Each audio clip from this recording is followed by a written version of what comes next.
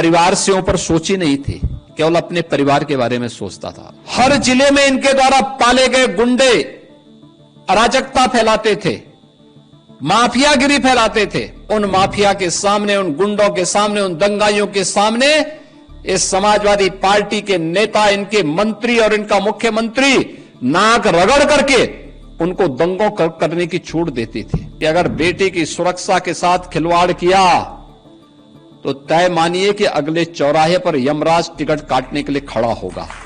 किसी ने रंग में भंग डालने का काम किया, किसी ने व्यवधान डालने का काम किया, तो जेल की सलाखें उसका इंतजार कर रही होंगी। बहनों और भाइयों, जब अच्छी सरकार आती है तो ऐसे ही लोक मंगल की कामना के साथ सबके हित के बारे में सोचती है। 17 के पहले इस प्रदेश में परिवार से ऊपर सोची नहीं थी, केवल अपने परिवार के बारे में सोचता था। सिर्फ ही परिवार के अलावा दूसरों के पास कोई सोच ही नहीं था। घूम फिर करके सब वही चाचा भतीजा और महाभारत के सभी रिश्ते उसमें आते थे। और एक ही परिवार के सारे लोग उसमें लाभ लेते थे, लूट लेते थे, डकैती डाल देते थे। उत्साह के उमंग को दंगों की भेंट चढ़ा देते थे, गुंडागर्दी के भेंट चढ़ा देते थे, अव्यवस्था फैलाते थे। किसी भी गरीब को योजना का लाभ नहीं मिल पाता था। नौजवानों की नौकरी में डकैती पड़ती थी।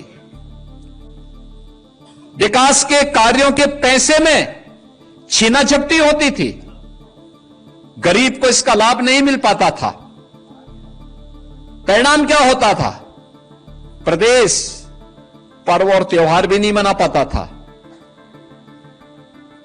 प्रदेश के अंदर गरीब तबाह होता था, नौजवान पलायन करता था।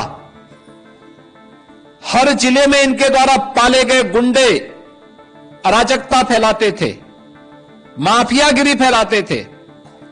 और उन माफिया के सामने, उन गुंडों के सामने, उन दंगाइयों के सामने इस समाजवादी पार्टी के नेता, इनके मंत्री और इनका मुख्यमंत्री नाक रगड़ करके उनको दंगों करने की छूट देती थी। डबल इंजन की सरकार आई और भारतीय जनता पार्टी की सरकार ने कहा कि नहीं, परिवारवाद से नहीं, पूरे प्रदेश को परिवार मान करके काम करना होगा। आज देख रहे होंगे कोई भेदभाव नहीं, किसी की जाति नहीं पूछी जाती, किसी का मत और मजहब नहीं पूछा जाता।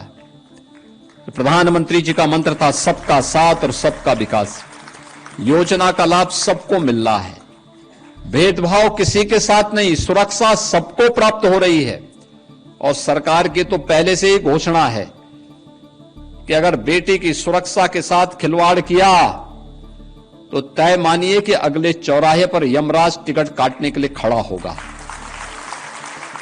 छोड़ेगा नहीं।